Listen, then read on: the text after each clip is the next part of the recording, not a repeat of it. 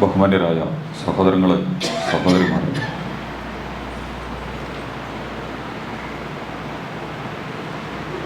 നമ്മുടെ രാജ്യത്ത് ഏറ്റവും പ്രധാനപ്പെട്ട ഒരു രാഷ്ട്രീയ പ്രവർത്തനത്തിൻ്റെ മുഖത്തിലാണ് ഞാനും നിങ്ങളുമൊക്കെ നിൽക്കുന്നത്. ഇന്ന് പല ഭാഗത്തും പോളിംഗ്, ഇലക്ഷൻ നടന്നുകൊണ്ടിരിക്കുകയാണ്. ഇൻഷാ അല്ലാഹ് അടുത്ത വെള്ളിയാഴ്ച നമ്മുടെ നാടിലും കേരളത്തിലുമൊക്കെ അതുപോലെ മറ്റ് പ്രദേശങ്ങളിലും ഒരു മാസത്തോളം നീണ്ടു നിൽക്കുന്ന ഇലക്ഷൻ പ്രക്രിയയ്ക്ക് ഇന്ന് തുടക്കം കുറിക്കപ്പെട്ട് കഴിഞ്ഞിരിക്കുകയാണ്. വോട്ടിങ്ങിന് പണി കുറച്ചായി ആരംഭിച്ചു കഴിഞ്ഞിട്ട്. രാഷ്ട്രീയ പ്രവർത്തനമാണ്. പൊതുവേ തന്നെ ആളുകൾ അതിനെക്കുറിച്ച് മനസ്സിലാക്കിയിട്ടുള്ളൊരു സംഗതി, രാഷ്ട്രീയ പ്രവർത്തനം എന്ന് പറഞ്ഞാൽ പിന്നെ ആരോടും സമാധാനം പറയേണ്ട ബാധ്യതയൊന്നുമില്ല. അവനാനെന്ത് കിട്ടും, അവനാനെന്ത് പോവും എന്ന് മാത്രം നോക്കിയിട്ട് ചെയ്താൽ മതി. അതൊരു പേഴ്സണൽ അല്ലെങ്കിൽ മറ്റു പല താല്പര്യങ്ങളുമായി ബന്ധപ്പെട്ട ഒരു പ്രശ്നം മാത്രമാണ്. ഏതാണെങ്കിലും ഖബറിലും ബർസഖിലും ആശറയിലും ഒന്നും അല്ല വിചാരണ ചെയ്യണ ഒരു സാധനമൊന്നുമല്ല രാഷ്ട്രീയ പ്രവർത്തനം എന്ന് പറയുന്നത്. അത് ഭൗതികമായ പ്രവർത്തനമാണ്, മതപരമായ കാര്യമല്ല എന്നൊക്കെ അറിഞ്ഞും അറിയാതെയുമൊക്കെ ധരിച്ചു പോയിട്ടുള്ള ആളുകളാണ് ഞാനും നിങ്ങളുമൊക്കെ. ഈ ഒരു വിശ്വാസത്തെ അല്ലെങ്കിൽ ഈ ഒരു നിലപാടിനെ വളരെ അപകടകരമായ രീതിയിൽ നിലവിലുള്ള മതസംവിധാനങ്ങളും രാഷ്ട്രീയ സംവിധാനങ്ങളുമൊക്കെ നന്നായി ചൂഷണം ചെയ്തുകൊണ്ടിരിക്കുന്നുണ്ട് എന്നുകൂടി നമ്മൾ മനസ്സിലാക്കണം. അതിൻ്റെ വിശദാംശങ്ങളിലേക്ക് നമ്മളിപ്പോൾ പോകണില്ല, പിന്നീട് എപ്പോഴെങ്കിലുമൊക്കെ നമുക്കത് സൂചിപ്പിക്കാവുന്നതാണ്. എനിക്ക് നിങ്ങളോട് പറയാനുള്ളത്, ഏതാണെങ്കിലും അങ്ങനെ നിങ്ങൾ സമീപിക്കേണ്ട. ഇത് അള്ളാഹു ചോദിക്കാത്ത, അള്ളാഹിൻ്റെ മുമ്പിൽ മറുപടി പറയേണ്ടതില്ലാത്ത, മരണം മുതൽ മരണാനന്തര ജീവിതം വരെയുള്ള ഒരു ഘട്ടത്തിലും ഒരു പ്രശ്നമാകാൻ സാധ്യതയില്ലാത്ത ഒരു പണിയാണ് രാഷ്ട്രീയ പ്രവർത്തനം എന്ന് നിങ്ങൾ വിചാരിക്കേണ്ടതില്ല. ആണെങ്കിൽ നമ്മൾ വിഡ്ഢികളുടെ സ്വർഗത്തിലാണ്. മനുഷ്യൻ്റെ ഇന്ന സ്വലാത്തി വനസുഖി വമഹ്യായ വമമാത്തി, എൻ്റെ ജീവിതവും മരണവും അല്ലാഹുവേ നിനക്കാണ്, എൻ്റെ എല്ലാ കാര്യങ്ങളും നിനക്കാണ് എന്ന് നമ്മൾ പ്രഖ്യാപിച്ചു കഴിഞ്ഞിട്ടുണ്ടെങ്കിൽ നമ്മുടെ ജീവിതത്തിൻ്റെയും മരണത്തിൻ്റെയും ഇടയിലുള്ള സകല കാര്യങ്ങളും തുമ്മല തുസ്അലുന്ന ചോദ്യം ചെയ്യപ്പെടുക തന്നെ ചെയ്യും. ചോദ്യം ചെയ്യപ്പെടുക തന്നെ ചെയ്യും. ഏതൊരു കാര്യത്തിനും ഉത്തരവാദിത്വത്തോടുകൂടി അള്ളാഹുവിന് മറുപടി പറയേണ്ടി വരും. ഏത് പാർട്ടിക്ക് കൊടുത്തു, എന്തിനു കൊടുത്തു, എപ്പോൾ കൊടുത്തു, എങ്ങനെ കൊടുത്തു, എന്ത് നിലപാടാണ് നീ സ്വീകരിച്ചത് എന്നതടക്കമുള്ള കാര്യങ്ങൾ അള്ളാഹുവിൻ്റെ അടുക്കൽ മറുപടി പറയേണ്ട വിഷയം തന്നെയാണ്. അതിൽ വേറെ വിശദാംശങ്ങളുണ്ട്, പക്ഷെ അതിലേക്കൊന്നും ഞാനിപ്പോൾ കടന്ന് പോണില്ല. എനിക്ക് നിങ്ങളോടും പറയാനുള്ളത് വളരെ ഉത്തരവാദിത്വത്തോടുകൂടി നിങ്ങൾക്ക് അള്ളാഹുവിൻ്റെ മുമ്പിൽ സമാധാനം പറയാനും ഈ രാജ്യത്തെ മനുഷ്യർക്ക് ഗുണവും നന്മയും ലഭിക്കുകയും ചെയ്യുന്ന രീതിയിലായിരിക്കണം. അവനാൻ്റെ താല്പര്യമല്ല, ഒരു ജാതിയുടെ, മതത്തിൻ്റെ, വർഗത്തിൻ്റെ, സമുദായത്തിൻ്റെ കേവല താല്പര്യങ്ങളല്ല, ഏതെങ്കിലും ഒരു പാർട്ടിയുടെ കേവല താല്പര്യങ്ങളിലല്ല. ഇന്ത്യയിലെ 130-140 കോടി മനുഷ്യർക്ക് ഉപകാരം കിട്ടുന്നത് ആരായിരിക്കും, ഏവരായിരിക്കും എന്നൊക്കെ നന്നായി ആലോചിച്ചുകൊണ്ടാണ് യഥാർത്ഥത്തിൽ ഈ പ്രക്രിയ നിങ്ങൾ നിർവഹിക്കേണ്ടത് എന്നാണ് വളരെ ഗൗരവത്തോടു കൂടി എനിക്ക് നിങ്ങളോട് സൂചിപ്പിക്കാനുള്ളത്. ആ വിഷയത്തിൽ അള്ളാഹുവിൻ്റെ വിധിവിലക്കുകളെ സൂക്ഷിക്കണമെന്നും പാലിക്കണമെന്നും കൂടി. വല്ലാതെ ആ വിഷയം നമുക്ക് അറിയില്ല, പക്ഷെ അറിയാതിരുന്നുകൊണ്ട് കാര്യമൊന്നുമില്ലല്ലോ. അറിയില്ല എന്ന് പറഞ്ഞിട്ട് ഒരു പ്രശ്നത്തിൽ നിന്ന് രക്ഷപ്പെടാൻ നമുക്ക് കഴിയില്ല. അറിയേണ്ടത് അറിയുകയും അറിയേണ്ടതുപോലെ അറിയുകയും ചെയ്തുകൊണ്ട് അള്ളാഹുവിൻ്റെ വിധിവിലക്കുകളെ പ്രത്യേകമായ കാര്യത്തിൽ ഗൗരവത്തോടെ സൂക്ഷിക്കണം, പാലിക്കണം എന്ന് എൻ്റെയും നിങ്ങളെയും ഞാൻ ഉണർത്തുന്നു, വസിയ്യത്ത് ചെയ്യുന്നു. ഇലക്ഷന് ശരിക്കും ഒരു മാമാങ്കം പോലെ നടക്കേണ്ട ഒരു പരിപാടിയാണിത്. ഒരു ഗൗരവ സ്വഭാവത്തിലല്ല നമ്മുടെ ഇലക്ഷനുകൾ നടക്കാറുള്ളത്. അലങ്കാരങ്ങൾ, ചമയങ്ങൾ, ഒരു കാർണിവൽ, ഉത്സവ ആഘോഷ സമയങ്ങളുടെ സ്വഭാവമാണ് നമ്മുടെ ഇലക്ഷനുകൾക്ക് ഉള്ളത്. യഥാർത്ഥത്തിൽ പൊളിറ്റിക്കൽ പ്രവർത്തനം അങ്ങനെ ആവരുത്, അങ്ങനെ ആവേണ്ട ഒരു സാധനം അല്ലാതെ ആശയപരവും ദർശനപരവും പ്രത്യയശാസ്ത്രപരവും ഒക്കെയാണ് ശരിക്കും രാഷ്ട്രീയം എന്ന് പറയുന്നത്. നമ്മുടെ മതത്തിനെ കൊണ്ടുപോയിട്ടാണ് ആ വേലിയിൽ കൊണ്ടുപോയിട്ട് കെട്ടിയിട്ടുള്ളത്. എന്നിട്ട് പിന്നെ അവിടെ അന്ധവിശ്വാസങ്ങളും അനാചാരങ്ങളും കൂട്ടുകച്ചവടം ചെയ്യുക, ഇപ്പുറത്ത് അവനവൻ്റെ താന്തോന്നിത്തരങ്ങളും തമ്മാടിത്തരങ്ങളും ഒക്കെ നടത്താനുള്ള വേദിയായിട്ട് രാഷ്ട്രീയ സംവിധാനങ്ങളെ മാറ്റിയെടുക്കുകയും ചെയ്യുക.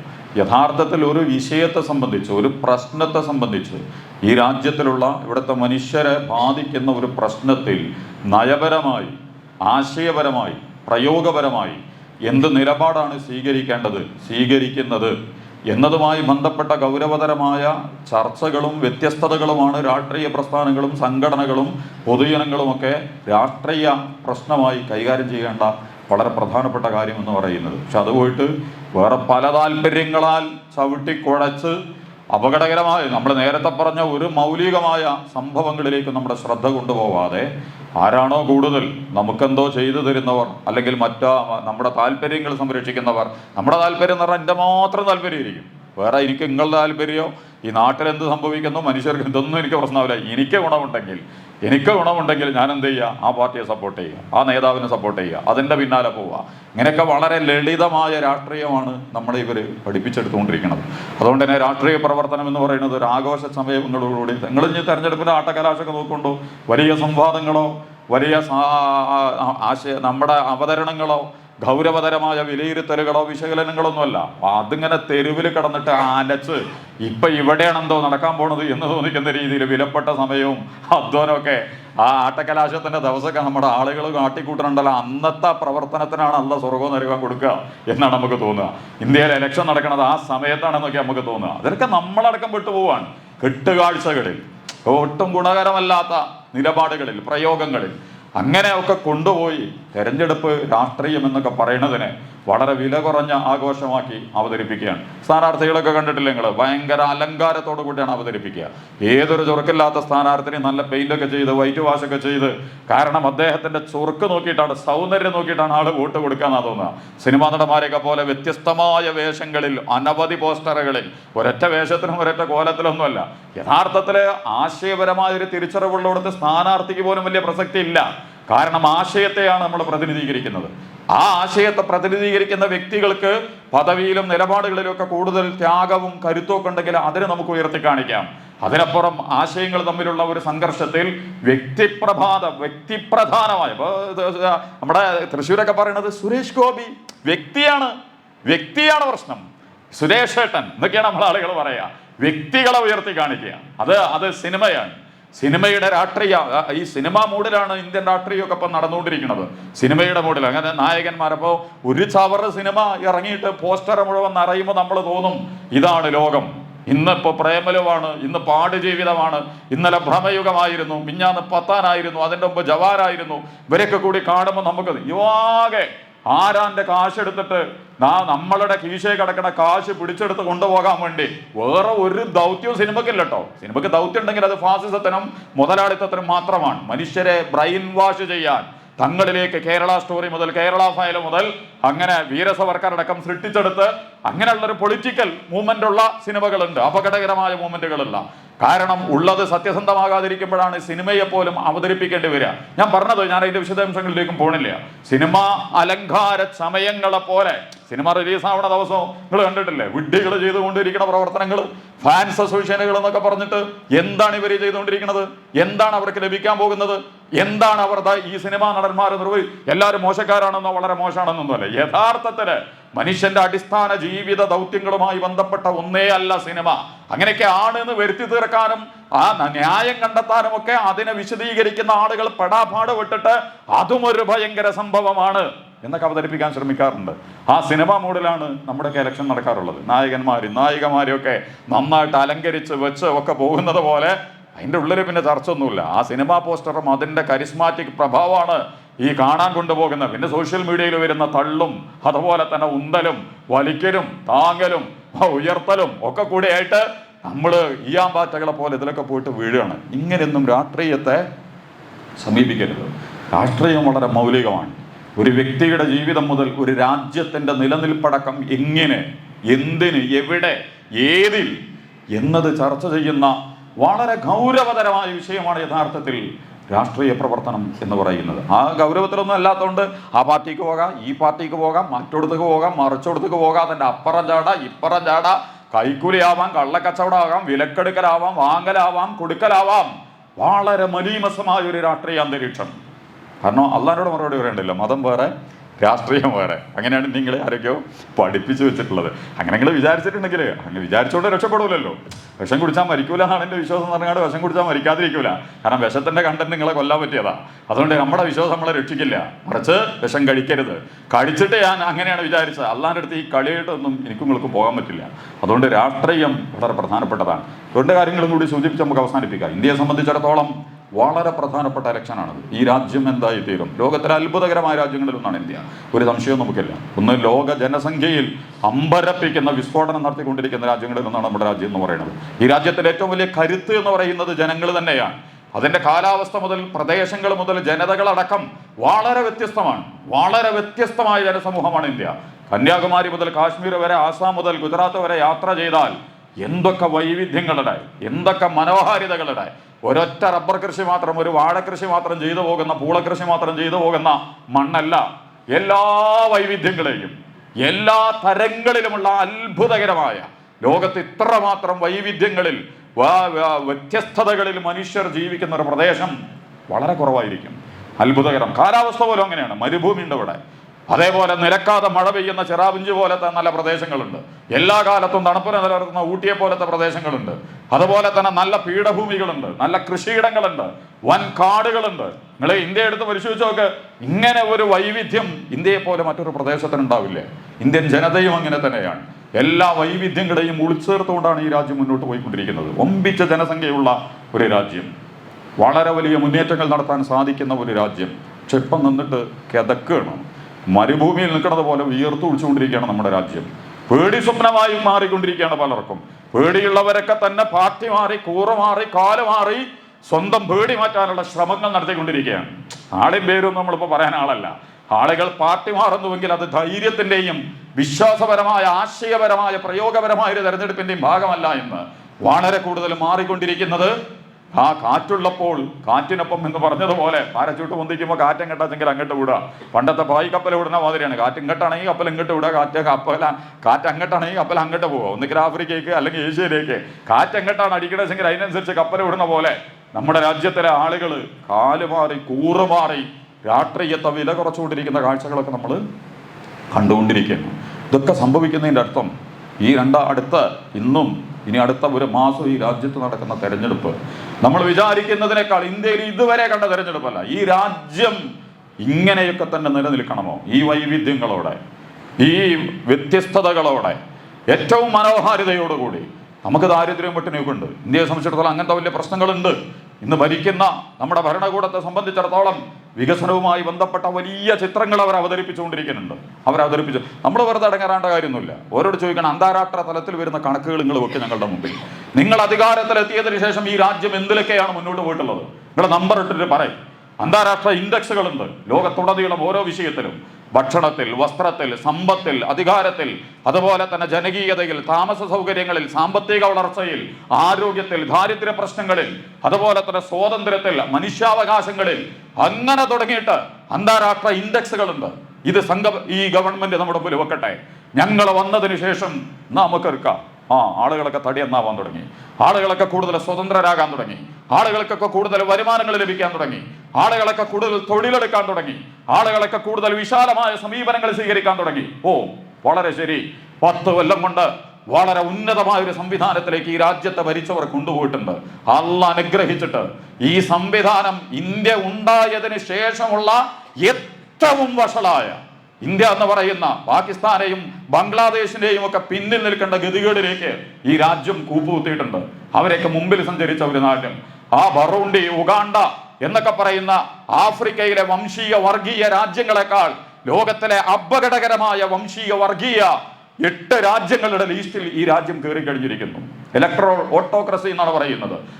ഇലക്ഷൻ സർവാധിപത്യമുള്ള നാട്. സംഗതി ഇലക്ഷനൊക്കെയാണ്, പക്ഷെ ഇലക്ഷനിലൂടെ സർവാധിപത്യ സ്വഭാവത്തിൽ കാര്യങ്ങൾ നടന്നുകൊണ്ടിരിക്കുന്ന, ജനാധിപത്യ സ്വഭാവത്തിലല്ല. ജനങ്ങളുടെ അവകാശങ്ങളെയും ജനങ്ങളെ പ്രതിനിധീകരിക്കുന്ന പാർട്ടികളെയും പരിഗണിച്ചുകൊണ്ടല്ല. ഇലക്ഷൻ ഓട്ടോക്രസിയിലേക്ക് ഇന്ത്യ കാലെടുത്ത് വെച്ചിരിക്കുന്നു എന്ന് ഇന്ത്യൻ രാഷ്ട്രീയത്തെ വിശകലനം ചെയ്തുകൊണ്ടിരിക്കുന്ന എല്ലാവരും പറഞ്ഞുകൊണ്ടിരിക്കുകയാണ്. എന്നാൽ പേടിയുള്ള മീഡിയയെയും നഷ്ടഭയമുള്ള സോഷ്യൽ മീഡിയയെയും അതുപോലെ തന്നെ മൂന്നാംകിട നേതാക്കന്മാരെയും ഒക്കെ കൂട്ടുപിടിച്ച് ഊതി വീർപ്പിച്ച് വളരെ മനോഹരമായ ഒരു സാധനമാണ് ഈ രാജ്യത്ത് നിലനിൽക്കുന്നത് എന്ന് തെറ്റിദ്ധരിപ്പിക്കാനുള്ള ശ്രമങ്ങളൊക്കെയാണ് നടന്നുകൊണ്ടിരിക്കുന്നത്. ഇത് ഞാൻ ഇങ്ങനെയൊക്കെ പറയുമ്പോൾ നിങ്ങൾക്കിത് മനസ്സിലായിട്ടില്ല. നിങ്ങൾക്ക് മനസ്സിലാവുന്ന സ്വന്തം തന്നെ തിരിയണം ചില കാര്യങ്ങളൊക്കെ വായിച്ചിട്ട്. അതുകൊണ്ട് ഞാൻ പറഞ്ഞ രാഷ്ട്രീയത്തെ കുറച്ചും കൂടി ഗൗരവതരമായി സമീപിക്കണം. ഈ രാജ്യത്തിന്റെ അടിസ്ഥാന പ്രശ്നങ്ങളിൽ എവിടെയാണ് ഈ രാജ്യം എത്തി നിൽക്കുന്നത്?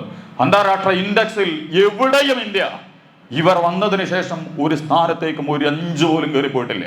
10 മുതൽ 20 വരെ സ്ഥാനത്തേക്ക് ഈ രാജ്യം താഴ്ന്നു പോവുകയും ചെയ്തിരിക്കുന്നു. എന്നിട്ട് ഇവർ വികസനത്തെക്കുറിച്ചും പുരോഗതിയെക്കുറിച്ചും ജനങ്ങളുടെ ജനാധിപത്യത്തെക്കുറിച്ചുമൊക്കെ വമ്പിച്ച പ്രഭാഷണങ്ങൾ നടത്തിക്കൊണ്ടിരിക്കുകയാണ്. ഒരു പത്രസമ്മേളനം പോലും നടത്താൻ ധൈര്യമില്ലാത്ത പ്രധാനമന്ത്രിയാണ് നമുക്കുള്ളത്.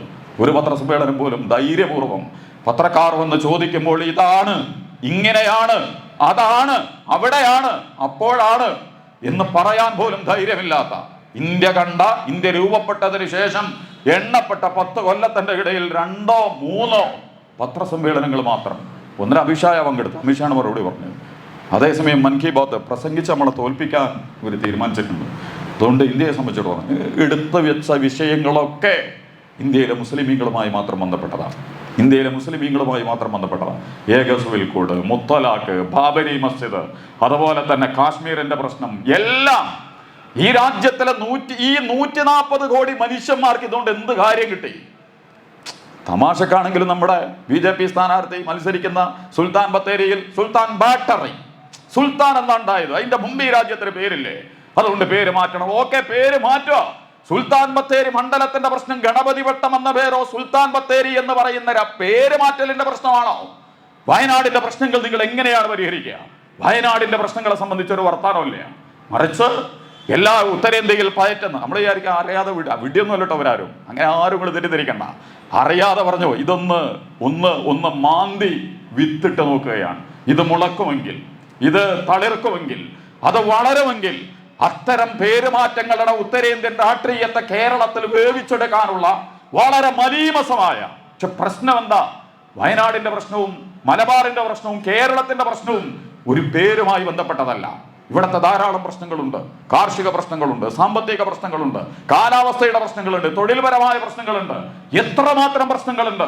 ഇതൊക്കെ ഗൗരവതരമായി ചർച്ച ചെയ്യുന്നതിന് പകരം രസകരമായ ട്രോളുകളൊക്കെ വരുന്നുണ്ട് നമ്മുടെ ഇതിലൊക്കെ. അറിയാം നിങ്ങൾ, 10 കൊല്ലം മുമ്പ് അഖിലേഷ് യാദവും രാഹുൽ ഗാന്ധി മട്ടൻ കറി കഴിച്ചതിനെ കുറിച്ചാണ് നമ്മളെ പ്രധാനമന്ത്രി പറയുന്നത്. 10 കൊല്ലം മുമ്പ് നടന്ന സംഭവമാണ്. ഏതായാലും ബീഫില്ലപ്പം ഇനിയിപ്പോൾ മട്ടനെയും കൂടി അവിടേക്ക് കയറ്റി വെക്കാൻ പോവുകയാണ്. ഇപ്പം ബീഫ് മറ്റേ പശു പോയി, കൗ പോയിട്ട് പഞ്ഞ് മട്ടനെയും കൂടി കയറ്റി വെച്ചിട്ട് മട്ടൻ കറി തിന്നു. എന്നിട്ട് ഇത് എന്താണ് നമ്മുടെ ദേശീയ മാധ്യമങ്ങൾ ചർച്ച ചെയ്യാണ്. ഇവങ്ങനെ ആട്ടിറച്ചി തിന്നു, മറ്റത് തിന്നു, ഈ ഇറച്ചി തിന്നു എന്നൊക്കെ പറഞ്ഞിട്ട് അവിടെ അവർ ചോദിക്കുന്ന ചോദ്യമുണ്ട്.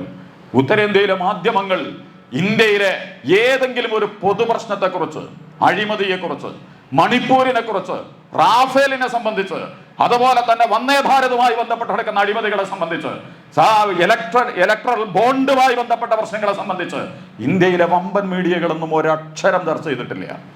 ഒരിക്കൽ രാഹുൽ ഗാന്ധിന്റെ മട്ടൻ കറിയും അതുപോലെ തന്നെ അഖിലേഷ് യാദവിന്റെ ബീഫ് കറിയാണ് ചർച്ച ചെയ്യാൻ താല്പര്യമുള്ളത്. ഇത്രയും വില കുറഞ്ഞ നിലവാരത്തിലേക്ക്. നിങ്ങൾക്കറിയാം BJP എങ്ങനെ വന്നതെന്ന്? 750 കോടിയുടെ ബോഫേഴ്സ് അഴിമതി എന്ന് പറഞ്ഞിട്ട് രാജീവ് ഗാന്ധിയുടെ കാലത്ത് നടന്ന അഴിമതിയുടെ 900 കോടിയുടെ കാലിത്തീറ്റയുടെ അഴിമതി പറഞ്ഞിട്ടാണ് ലല്ലു പ്രസാദ് യാദവിനെ വേട്ടയാടിക്കൊണ്ടിരിക്കുന്നത്. 30,000 കോടി രൂപയാണ് റാഫേൽ എന്ന് പറയുന്ന ഫ്രാൻസിൽ നിന്ന് വാങ്ങിയ വിമാനത്തിന്റെ ചെലവിൽ ഈ സംഘപരിവാർ ഗവൺമെന്റ് അഴിമതി നടത്തിയിട്ടുള്ളത്. കോടതിയിൽ നിന്ന് ചീട്ട് വാങ്ങി ഒരക്ഷരം മിണ്ടരുത് എന്ന് കോടതിയിൽ ആരിയിരിക്കുന്നു? എന്ത് വിധി പറയുന്നു? എങ്ങനെ, ആരാണ് വാദിക്കുന്നവർ? ആരാണ് വിധി പറയുന്നവർ? വിധി പറയുന്നവർക്ക് നിർദ്ദേശം കൊടുക്കുന്നവർ ആരാണ്? ഇതൊക്കെ സംഘപരിവാരത്തിന്റെ സ്കൂൾ ഓഫ് തോട്ടിൽ നിന്ന്, അവരുടെ സ്കൂളുകളിൽ നിന്ന് പുറത്തിറങ്ങിയ ആളുകളെ കൊണ്ടുവന്ന്. ഇന്നലങ്ങൾ കാസർഗോഡ് VVPAT ഉണ്ടല്ലേ, വോട്ട് ചെയ്യാൻ പറഞ്ഞു. 10 വോട്ട് വേണ്ടെടുത്ത് 11 വോട്ട്, 2 വോട്ട് BJPക്ക് VVPAT മെഷീനിൽ. കലക്ടറോട് ചോദിക്കാൻ, ടെക്നിക്കൽ പ്രശ്നമാണ്, വേറെ പ്രശ്നമൊന്നുമില്ല. അതന്നെയാണ് പ്രശ്നം. ഈ ടെക്നിക്കൽ പ്രശ്നം എങ്ങനെ വന്നു? വേറെ ആർക്കും വോട്ട് വീഴണില്ല. കോൺഗ്രസിന് വീണില്ല, CPM-ന് വീഴണില്ല, വേറെ ഒരു സ്ഥാനാർത്ഥിക്കുമില്ല. ചെയ്യാത്ത വോട്ട് പോലും സംഘപരിവാരത്തിന്റെ 218 മെഷീനിലെ 10 പരിശോധിച്ചപ്പോ 5 ഗതികേട് ഇതാണെങ്കിൽ ബാക്കി പരിശോധിക്കാത്ത മെഷീനുകളെ പ്രോഗ്രാം ചെയ്തത് ആരായിരിക്കും? വിശദീകരണത്തിലേക്ക് നമ്മൾ പോണില്ല. അതുകൊണ്ടിപ്പോൾ അള്ള തീരുമാനിച്ചാലും ഇപ്പൊ അള്ള മെഷീനിലടക്കം അള്ള മലക്കാളെ കൊടുന്ന് കളിക്കേണ്ടി വരും. എന്നാലും ഇപ്പൊ തെരഞ്ഞെടുപ്പ് പറ്റിയ മനുഷ്യൻ തീരുമാനിച്ചിട്ട് കാര്യമില്ല. ആ കോലത്തിലാണ് ഇലക്ഷൻ പോയിക്കൊണ്ടിരിക്കുന്നത്. ഉത്തരേന്ത്യയിലെ ഇലക്ഷനുകളിൽ ഇലക്ഷൻ മെഷീന്റെ കണക്കെത്രയാണ് ഇലക്ഷൻ കമ്മീഷൻ അറിയില്ല. പണ്ട് പറഞ്ഞ കണക്കിന്റെ ലക്ഷക്കണക്കിന് 10,000 മെഷീനുകൾ കാണാനില്ല. ഇതൊക്കെ എവിടെ? ആസാമെന്ന് മറ്റേ വണ്ടിയിൽ നമ്മളെ പച്ചക്കറി വാങ്ങിക്കൊണ്ടുപോണ പോലെയാണ് മെഷീൻ കൊണ്ടുപോണത്. പിടിച്ചപ്പോൾ പറഞ്ഞു അത് മറ്റത് കേട് വന്നപ്പോൾ തൽക്കാലം മാറ്റാൻ വേണ്ടിയിട്ട് എടുത്ത് കൊണ്ടുപോയതാണെന്ന്. ഇത്രയും നാറിയ ഈ VVPAT മെഷീനിലടക്കം കളിച്ചിട്ട് എന്നിട്ട് അതിൻ്റെ ഏറ്റവും ഉത്തരവാദിത്തപ്പെട്ട ആളുകൾ നമ്മളോട് പറയണം ഇത് ടെക്നിക്കൽ പ്രശ്നം. ആളുകൾ ഒരു ഉദ്യോഗസ്ഥനാണ്, ഉദ്യോഗസ്ഥർ അത്ര മാത്രമേ പറയാൻ പറ്റുള്ളൂ. ടെക്നിക്കലിൽ തന്നെയാണ് പ്രശ്നം. ഇനി ഈ ഘട്ട തെരഞ്ഞെടുപ്പുകൾ ഇത്രയും ദീർഘമായ കാലം പോലും ഇവർ വെച്ചത് എന്തിനായിരിക്കും? മെഷീനുകളിലേക്ക് തുരന്ന് കയറാൻ, ഇടഞ്ഞു കയറാൻ. ഇതൊന്നുമില്ല എന്ന് പറയുമ്പോൾ തന്നെ ഇങ്ങനെയൊക്കെയാണ് ഈ രാജ്യത്തെ അവർ കൊണ്ടുപോകാൻ ആഗ്രഹിക്കുന്നത്. മണിപ്പൂരിൽ ഒരിക്കൽ പോലും നമ്മുടെ പ്രധാനമന്ത്രി സന്ദർശിച്ചിട്ടില്ല. കർഷകന്മാരെ മൈൻഡ് ചെയ്തിട്ടില്ല. 789 കർഷകരാണ് 365 ദിവസം ഡൽഹിയിൽ നടത്തിയ സമരത്തിൽ വധിക്കപ്പെട്ടിട്ടുള്ളത്. ആ കർഷകർക്ക് വേണ്ടി ഒരു പ്രസംഗം പോലും നടത്താൻ അദ്ദേഹം സന്നദ്ധനായിട്ടില്ല. ഈ മണിപ്പൂരുകാർക്ക് വേണ്ടി ഇന്നും മണിപ്പൂരിലേക്ക് പ്രധാനമന്ത്രി പോയിട്ടില്ല. വന്ദേ ഭാരതിന് കൊടി വീശാൻ വരുന്ന, കല്യാണത്തിൽ പങ്കെടുക്കാൻ വരുന്ന പ്രധാനമന്ത്രി ഒരിക്കലും ഈ രാജ്യം കത്തിയ ഇവിടുത്തെ പെൺകുടികളെ പിച്ചു ചിന്തയ, എന്നിട്ട് ഇവിടെ വന്നിട്ട് നാരി സംരക്ഷണ റാലി തൃശ്ശൂർ വന്നിട്ട് പരിഹസിക്കുകയുള്ള നമ്മുടെ ബോധത്തെ, നമ്മുടെ ചിന്തയെ, നമ്മുടെ നിലപാടുകളെ. എങ്ങനെയാണ് സംഘപരിവാർ പിന്നിൽ നിന്ന് തുളക്കുന്നത്, തുരക്കുന്നത്, കയറിപ്പോകുന്നത് എന്നൊക്കെ നമ്മൾ മനസ്സിലാക്കണം. ഇതൊക്കെയാണ് ഈ രാജ്യം. ഇങ്ങനെയൊക്കെയുള്ളൊരു അവസ്ഥയിൽ എവിടെ വോട്ട്, എന്തിന് വോട്ട് എന്നുള്ളത് വളരെ പ്രധാനപ്പെട്ടതാണ്. ഒരു കാര്യം കൂടി പറഞ്ഞ് നമുക്ക് അവസാനിപ്പിക്കുകയാണ്. ഞാൻ ഇന്നവൾക്ക് ചെയ്യണം, ഇങ്ങനെ ചെയ്യണം, ആർക്കും ചെയ്യേണ്ടതെന്നൊന്നും ഞാൻ പറയണില്ല. പക്ഷെ നിങ്ങൾ ചെയ്യണേന് നിങ്ങൾക്ക് ഉത്തരവാദിത്തം ഉണ്ടാവണം. ആരെടുത്ത്? അള്ളാൻ്റെ അടുത്ത്. ഇവിടെ ആരോടും നിങ്ങൾ മറുപടി പറയേണ്ട കാര്യമില്ല. പക്ഷെ പടച്ചോൻ ചോദിക്കും, എന്തിനാണ് അവിടെ കൊടുത്തത്? നീ എന്തിനാണ്? നിനക്ക് രാഷ്ട്രീയത്തിലെ ഏറ്റവും പ്രധാനപ്പെട്ട, ചിലപ്പോ 2 പെരുന്നാളൊക്കെ പോലെ, പെരുന്നാൾ ചുമ്മാല്ല, ഹജ്ജിന് പോകണില്ല എന്നൊക്കെ പറഞ്ഞ പോലെ 5 കൊല്ലത്തിലൊരിക്കൽ ചെയ്യുന്നൊരു പ്രവർത്തനമാണത്. ചെയ്യുന്നില്ലെങ്കിൽ എന്തുകൊണ്ട് എന്നുള്ളതിൽ നീയത്ത് വളരെ ക്ലിയർ ആവണം. ചെയ്യുന്നുവെങ്കിൽ ആർക്ക്, എന്തിന്, എങ്ങനെ എന്നുള്ളത് വളരെ കൃത്യമായിരിക്കണം. ഒരായത്തും കൂടി പറഞ്ഞ് നമുക്ക് അവസാനിപ്പിക്കാം. സൂറത്ത് റൂം എന്ന് പറഞ്ഞിട്ടൊരു അധ്യായമുണ്ട് ഖുർആനിൽ. റോമ സൂറ, റോമയുടെ അധ്യായം. അപ്പൊ തന്നെ റോമ ഒരു രാജ്യമാണ്, രാഷ്ട്രമാണ്. റോമ എന്ന് പറയുമ്പോൾ തന്നെ അന്നും ഇന്നും വളരെ പ്രശസ്തമാണ്. കാരണം ലോക നാഗരികതയിൽ മെസൊപ്പൊട്ടോമിയ, അതുപോലെ തന്നെ സൈന്ധവ നാഗരികത, അതുപോലെ തന്നെ നമ്മളുടെ ഈജിപ്ഷ്യൻ നാഗരികതയൊക്കെ പറയുന്നത് പോലെ റോമ എന്നല്ല, ആധുനിക പാശ്ചാത്യന്റെയും യൂറോപ്പിന്റെയും വികസനം ശരിക്കും റോം കൊടുന്നൊന്നുമല്ല. അതിന്റെ അതേസമയം പിൽക്കാലത്ത് അവർ വളർന്നു വന്നിട്ടുണ്ട്. ആ റോമിന്റെ പേരിലാണ്, റോമയുടെ, യൂറോപ്പിന്റെ, പാശ്ചാത്യന്റെ എല്ലാ ആധുനിക നാഗരിക വളർച്ചയുടെയും ഒക്കെ പ്രതീകമാണ് റോം എന്ന് പറയുന്നത്. ആ റോമിന്റെ പേരിൽ ഒരു അധ്യായം ഖുർആനിലുണ്ട്. ഖുർആൻ പേരിടുമ്പോൾ വെറുതെ ഇടൂല എന്നുള്ളത് ഖുർആനിലെ ഓരോ സൂറകളെയും അതിലെ പ്രതിപാദ്യ വിഷയങ്ങളൊക്കെ എടുത്തു നോക്കിയാൽ നമുക്ക് മനസ്സിലാവും. ആ അർത്ഥത്തിൽ നിങ്ങൾ പഠിക്കുകയാണെങ്കിൽ ഈ അധ്യായത്തിൽ പറയുന്ന സംഗതി ഗുലിബത്ത് റോമ തോറ്റിരിക്കുന്നു. ഇപ്പൊ പേർഷ്യ റോമും തമ്മിൽ യുദ്ധം നടക്കുന്നുണ്ട്. വിശദാംശങ്ങൾ നിങ്ങൾ ഇതിന്റെ ഈ സൂറത്തിന്റെ തഫ്സീറുകൾ കൊണ്ടുപോയിട്ട് വായിക്കുക. എല്ലാം കൂടി ഞാൻ പറയേണ്ട കാര്യമില്ല, അതിപ്പോ അത്ര പ്രസക്തമല്ല. ഈ വിഷയം വളരെ പ്രസക്തമാണ്. ഒന്ന് പേർഷ്യയാണെന്ന് റോമാണ്. 2 ഇസ്ലാമിക രാജ്യങ്ങളൊന്നുമല്ല, 2 ഇസ്ലാമിക പാർട്ടികളൊന്നുമല്ല. ഓല് തല്ലേ കൊല്ലേ ചാവ് എന്തോ ആയിക്കോട്ടെ എന്നൊക്കെ നമുക്ക് തീരുമാനിക്കാം. രാഷ്ട്രീയത്തിലിപ്പോ അങ്ങനെയാണല്ലോ നമ്മള്. മതം വേറെ, രാഷ്ട്രീയം വേറെ. പിന്നെ അള്ളെന്തിനാ അതിന് അഭിപ്രായം പറയേണ്ട കാര്യം? 2 ഇസ്ലാമിക രാജ്യങ്ങൾ യുദ്ധം ചെയ്യുകയാണെങ്കിൽ നിങ്ങൾ ചെയ്യാൻ പാടില്ല. 2 മുസ്ലിം ഗ്രൂപ്പ് തമ്മിൽ യുദ്ധം ചെയ്യുകയാണെങ്കിൽ നിങ്ങൾ കൂടാൻ പാടില്ല. അല്ലെങ്കിൽ അതിൽ ഒരാളുടെ കൂടെ, അത് വേറെ സൂറത്തുൽ ഹുജറാത്തിൽ പറയുന്നുണ്ട്. സത്യവിശ്വാസികളിലെ 2 ഗ്രൂപ്പുകൾ ഏറ്റുമുട്ടാണെങ്കിൽ ആരുടെ അടുത്താണോ സത്യവും നീതിയുള്ളത് അവരുടെ പക്ഷത്താണ് നിങ്ങൾ നിലനിൽക്കേണ്ടത്, എന്നിട്ട് അവരെ നിങ്ങൾ പിടിച്ചു കെട്ടണം എന്നൊക്കെ പറയുന്നുണ്ട്. അപ്പൊ ഇവിടെ റോമും പേർഷ്യയും തമ്മിൽ 2 ഇസ്ലാമല്ല. എന്നിട്ട് ആദ്യമല്ല പറയണത് ഗുലിബത്ത് റോം തോൽക്കും. ഫി അതിനെല്ലാവരും നിങ്ങളെ തൊട്ടടുത്ത പ്രദേശത്ത് എന്ന് പറഞ്ഞാൽ സിറിയയിൽ വെച്ചിട്ടാണ് റോം തോൽക്കണത്. റോമിന്റെ അധിനിവേശ പ്രദേശങ്ങളായിരുന്നു സിറിയ, നമ്മളീ പറയുന്ന ലബനാന്, ഫലസ്തീൻ, ഇസ്രായേലൊക്കെ നിൽക്കുന്ന, ജോർദാനൊക്കെ കിടക്കുന്ന ആ പ്രദേശം. അവിടെ വെച്ചിട്ട് പേർഷ്യ, ഇന്നത്തെ ഇറാന്റെ ചരിത്രമാണ് പേർഷ്യ എന്ന് പറയുന്നത്. ഇന്നും പേർഷ്യ ഭയങ്കര തന്നെയാണ്. ഇറാൻ വളരെ പ്രധാനപ്പെട്ട തന്നെയാണ്. ഇറാന് ഒരു ഇസ്സത്ത് ഉണ്ട്. എന്താണെങ്കിലും പഴയ ചരിത്രത്തിലുണ്ട്, പുതിയ ചരിത്രത്തിലുണ്ട്. ഇസ്ലാമും കൂടി വന്നതോടുകൂടി വീര്യമുള്ള ഒരു സംഘമായിട്ട് അവർ വേറെ മാറിയിട്ടുണ്ട്. പോട്ടെ. അപ്പോ ആ പേർഷ്യയും റോമും തമ്മിൽ ഇന്ന് റഷ്യ, അമേരിക്ക പോലെ പ്രവാചകൻ വരുന്ന കാലഘട്ടത്തിലെ 2 രാഷ്ട്രീയ ശക്തികളായിരുന്നു ഇത് രണ്ടും. BJP, കോൺഗ്രസ് ഒക്കെ പോലെ രണ്ട് ധാരകളെ, 2 നിലപാടുകളെ, 2 സമീപനങ്ങളെ സ്വീകരിച്ച പാർട്ടികളായിരുന്നു, രാഷ്ട്രങ്ങളായിരുന്നു ഇത് രണ്ടും. ഈ 2 രാജ്യങ്ങൾ തമ്മിൽ സംഘർഷം നടക്കുകയാണ്. ഇസ്ലാമിൽ ഇതിന് അഭിപ്രായം ഒന്നും പറയേണ്ട കാര്യമില്ല. രണ്ടും എന്താണ്, നമ്മളെ കണക്കിന് ശരിയല്ലാത്ത നിലപാടുകളും സമീപനങ്ങളും ഒക്കെ ഉള്ള സാധനങ്ങളാണ്. പക്ഷെ അള്ള പക്ഷം പിടിക്കുന്നുണ്ട്. അള്ളാഹു നിലപാട് വിശദീകരിക്കുന്നുണ്ട്. ഗുലിബത്ത് റോം തോറ്റു. ഫി അതിനെല്ലാവരും നിങ്ങളെ തൊട്ടടുത്ത്. എന്നിട്ട് അള്ളാഹ് പറയാണ്, ഇൻഷാ അല്ലാഹ് അടുത്ത തന്നെ അവര് മറ്റവരെ തോൽപ്പിക്കും. ഇപ്പൊ ആരാണ് അവരെ തോൽപ്പിച്ചത്? അവർ തോൽപ്പിക്കുക തന്നെ ചെയ്യും. പേർഷ്യയെ റോം തോൽപ്പിക്കും. അള്ളാഹ് പറയാണ്, ആദ്യം റോം തോറ്റു എന്ന് പറഞ്ഞു. നിങ്ങളുടെ തൊട്ടടുത്ത പ്രദേശത്ത്, നമ്മുടെ രാജ്യത്ത് അവര് ജയിച്ചു, ഒരു തോറ്റു എന്ന് പറയുന്നത് പോലെ അള്ളാഹ് പറയാണ്, റോം തോറ്റിരിക്കുന്നു. പക്ഷെ അടുത്ത് തന്നെ എന്ത് ചെയ്യും? പേർഷ്യക്കെതിരെ റോം അടുത്ത തന്നെ അവരെ വിജയിക്കും. ഏതാനും വർഷങ്ങൾക്കിടയിൽ, നാളെ രാവിലെ എന്ന് പറഞ്ഞിട്ടില്ലേ, അറബിയിൽ ഇതിന്റെ തഫ്സീർ പറയുന്ന പോലൊക്കെ പറയുന്നത് 10 വർഷത്തിന്റെയും 9 വർഷത്തിന്റെയും കാലയളവിനാണ് ബിദ്അ സിനീൻ എന്ന് പറയാം. സംഘപരിവാർ അധികാരത്തിലെത്തിയിട്ട് 10 കൊല്ലം ആയിട്ടുണ്ട്. ഏകദേശം 10 കൊല്ലം ആയിട്ടുണ്ട്. 10 കൊല്ലത്തിന്റെ ഇടയിൽ ആര് തോൽക്കും? പേർഷ്യ തോൽക്കും. ആ ചരിത്രങ്ങൾ പഠിച്ചാൽ മനസ്സിലാവും. ഒരിക്കലും റോം പിന്നീട് ജയിക്കും എന്ന് വിചാരിക്കാൻ കഴിയാത്ത രീതിയിലാണ് റോമയെ പേർഷ്യക്കാർ കൈകാര്യം ചെയ്തത്. ആദ്യം നിഷ്ഠുരമായിട്ട് സീസർ ചക്രവർത്തിനെയും അതിന്റെ ആളുകളെയൊക്കെ കൊണ്ടുപോയിട്ട് പച്ചക്ക് വെട്ടി കൊന്ന് 18 മക്കളെയും അതുപോലെ തന്നെ ഭാര്യമാരെ അടക്കം പേർഷ്യ പിടിച്ചിട്ട് കൊന്ന് നശിപ്പിച്ച് തള്ളികളയാണ്. അന്നത്തെ ഒരു ചരിത്ര ഗതി കാണുന്ന ഒരാൾക്കും പ്രതീക്ഷിക്കാൻ പറ്റില്ല എന്ത്, ഇനി റോം എഴുന്നേൽക്കില്ല, റോം ഒരിക്കലും എണീച്ചു വരാൻ ഒരു സാധ്യതയില്ല. അത്രമാത്രം പതിത്വത്തിലേക്കും നിസ്സഹായതയിലേക്കും റോം വീണുപോയിരിക്കുന്നു. പക്ഷെ അല്ലാഹ് പ്രഖ്യാപിക്കുകയാണ്, ഒരു 10 കൊല്ലത്തിന്റെ ഇടയിൽ 8-9 കൊല്ലത്തിന്റെ ഇടയിൽ ഈ ഖുർആൻ ആയത്ത് ഇറങ്ങി ഇത് ഓതി കൊടുത്തു മക്കയില് റസൂൽ തിരുമേനി സ്വല്ലല്ലാഹു അലൈഹി വസല്ലം. അപ്പൊ മക്കക്കാരാരാ കൂടെയാ? പേർഷ്യന്റെ കൂടെയാണ്. അതിന് വേറെ കാരണങ്ങളുണ്ട്, അതൊക്കെ കൂടി വിശദീകരിക്കാൻ നമ്മുടെ സമയം. അതുകൊണ്ട് ഞങ്ങളോട് ഇത് വായിക്കാൻ പറഞ്ഞു. എന്തുകൊണ്ടാണ് ഇസ്ലാം അവിടെയും ഖുറൈശികൾ ഇവിടെയും നിൽക്കാനുണ്ടായ കാരണം? അപ്പൊ ഖുറൈശികളുടെ വാദം, പേർഷ്യ കണ്ട നിങ്ങളെ പോലെ വിശ്വാസവും വേദഗ്രന്ഥവും പ്രവാചകന്മാരുള്ള ആര് തോറ്റു? അവര് തോറ്റു, റോം തോറ്റു. ഞങ്ങളുടെ വിശ്വാസമുള്ള അന്ധവിശ്വാസങ്ങളും അനാചാരങ്ങളും കാട്ടിക്കൂട്ടലുകളും മാമൂലുകളും മാറാപ്പുകളായിട്ട് നടക്കണ സാഗര ചതിയും വെട്ടിപ്പും ഒക്കെ നടത്തിക്കൊണ്ടിരിക്കുന്ന ഞങ്ങള് ജയിച്ചു. അപ്പൊ നിങ്ങൾ പൊളിയും ഞങ്ങളെ കഴിക്കുള്ളൂ. ഇതാണ് ഇവർ പറയണത്. അപ്പോഴാണ് ഈ ആയത്തിറങ്ങണത്. ഈ ആയത്തിറങ്ങിയപ്പോഴോ അവര് പിന്നെയും ചോദിച്ചു, ഒല്ലോ ഇതെന്ത് വൃത്തികേടായി പറയണത്, ചരിത്രത്തിൽ റോം എണീച്ചു വരെ. അപ്പോ ഈ ഉമയ്യത്ത് ഇബ്നു ഖലഫയായിട്ട് അബൂബക്കർ സിദ്ദീഖ് ബെറ്റ് വെച്ചു. അബൂബക്കർ അന്ന് അങ്ങനെയൊക്കെ ഉണ്ട്. കാരണം ബെറ്റൊന്നും നിരോധിച്ചിട്ടില്ല, ജൂതൊന്നും ഒന്നും നിരോധിച്ചിട്ടില്ല, പലിശൊന്നും നിരോധിക്കപ്പെട്ടിട്ടില്ല, മദ്യമൊന്നും ആ സമയത്ത് നിരോധിക്കപ്പെട്ടിട്ടില്ല. ഇസ്ലാം ഇങ്ങനെ ഓരോ നിയമങ്ങൾ വരുന്നുള്ളൂ. അപ്പൊ അബൂബക്കർ റളിയല്ലാഹു അൻഹു ഉമയ്യത്ത് ഇബ്നു ഖലഫിനോട് 5 ഒട്ടകത്തിന്റെ കാര്യത്തിൽ ബെറ്റ് വെച്ചു.